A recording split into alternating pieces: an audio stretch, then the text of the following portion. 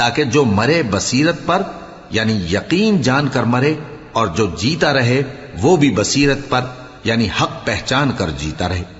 اور کچھ شک نہیں کہ اللہ سنتا ہے، جانتا ہے۔ اس وقت اللہ نے تمہیں خواب میں کافروں کو تھوڑی تعداد میں دکھایا تھا، اور اگر بہت کر کے دکھاتا تو تم لوگ جی چھوڑ دیتے، اور جو کام درپیش تھا اس میں جھگڑنے لگتے، لیکن اللہ نے تمہیں اس سے بچا لیا، بے شک وہ سینوں کی باتوں تک سے واقف ہے۔